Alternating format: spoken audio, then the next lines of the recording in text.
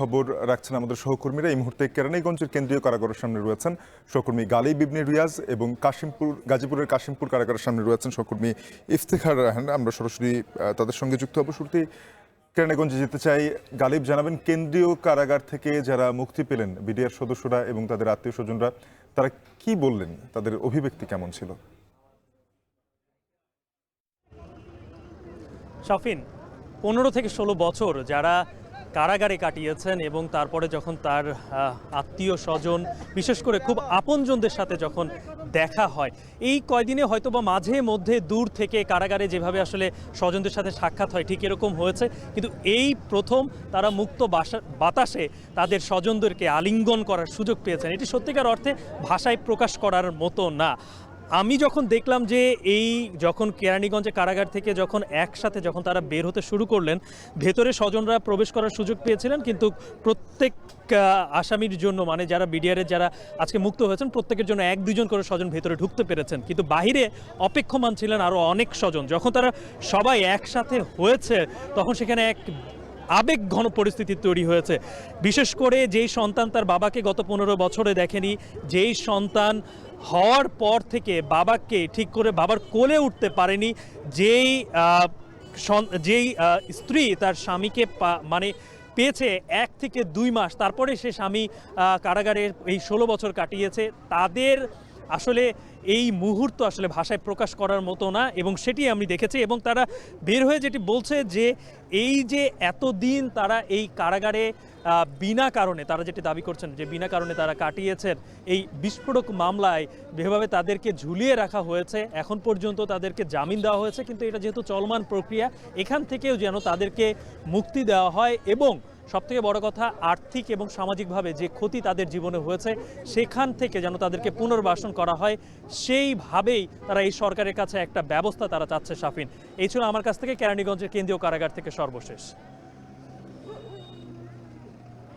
গাজীপুরে কাশিমপুর কারাগারের থেকেও বিডিআর সদস্যরা মুক্তি পাচ্ছেন, সেখানে আছেন সহকর্মী ইফতেখার রায়হান। ইফতেখার, জানাবেন যে কতজন কাশিমপুর কারাগারে বিডিআর সদস্য মুক্তি পেলেন এবং তারাও কি এমন জামিনের পাশাপাশি খালাসের প্রত্যাশা করছেন কিনা, কি জানাবেন?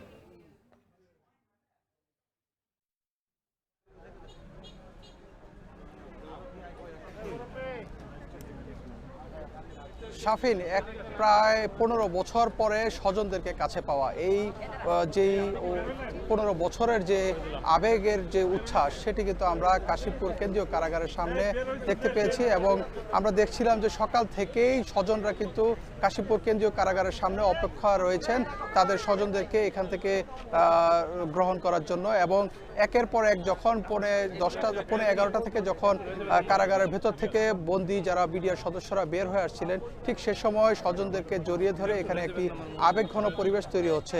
একটি বিষয় জানিয়ে রাখতে চাই, আজকে কাশিমপুর কেন্দ্রীয় কারাগার থেকে 126 জন বিডিআর সদস্য মুক্তি লাভ করবেন বলে আমরা জানতে পেরেছি। এবং ইতিমধ্যে অর্ধশতাধিক বিডিআর সদস্য জামিনে মুক্ত পেয়েছেন এবং তারা স্বজনদের সাথে এখানে সাক্ষাৎ করছেন এবং স্বজনদেরকে জড়িয়ে ধরে তাদের যে উচ্ছ্বাস, আনন্দের বহিঃপ্রকাশ, সেটি কিন্তু করছেন। আমরা বেশ কয়েকজন বিডিআর সদস্য যারা জামিনে মুক্তি পেয়েছেন তাদের সাথে কথা বলেছিলাম। তারা বলছেন যে দীর্ঘ 15 বছর তাদের সাথে তারা ন্যায় বিচার থেকে বঞ্চিত ছিলেন, তাদেরকে অন্যায়ভাবে কারাগারের মধ্যে বন্দী করে রাখা হয়েছিল। জীবনের 15টি বছর তারা কারাগারের অন্ধকার প্রকোষ্ঠে তারা কাটিয়েছেন। সেজন্য তারা বিগত সরকারের যে রাজনৈতিক যে নগ্ন হস্তক্ষেপ, সেটিকে দায়ী করছেন।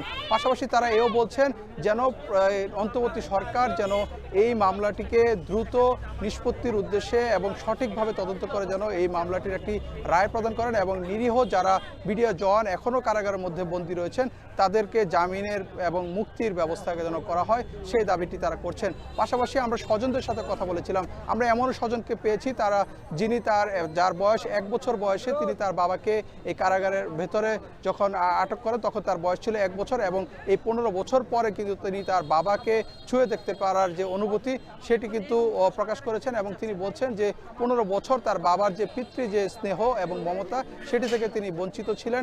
এজন্য যাদের কারণে তিনি এই পিতৃস্নেহ থেকে বঞ্চিত হয়েছেন তাদের বিচার দাবি করেছেন। পাশাপাশি ভবিষ্যতে যেন এইভাবে যেন রাষ্ট্রদ্রোহী কোনো মামলা যেন কোনো নিরীহ মানুষকে যেন আইনের কারাগারের মধ্যে যেন বন্দী রাখা না হয়, সেই দাবিটি কিন্তু তারা তুলছেন। সবকিছু মিলিয়ে কারাগারের বাহিরে একটি কিন্তু আনন্দঘন একটি পরিবেশ তৈরি হয়েছে, আবেগঘন পরিবেশ তৈরি হয়েছে এবং বিডিআর সদস্যরা একে একে কাশিমপুর কারাগার থেকে মুক্তি লাভ করছেন। তো এই ছিল আমার কাছে গাজীপুরের কেন্দ্রীয় কাশিমপুর কারাগার থেকে সবশেষ তথ্য। শাফিন। সহকর্মী ইফতিখার রায়হান যুক্ত হয়েছিলেন গাজীপুরের কাশিমপুর কারাগারের সামনে থেকে, এবং এর আগে কেরানীগঞ্জ কেন্দ্রীয় কারাগারের সামনে থেকে গালিব ইবনে রিয়াজ জানাচ্ছিলেন বিডিআর সদস্যদের মুক্তির বিষয়ে।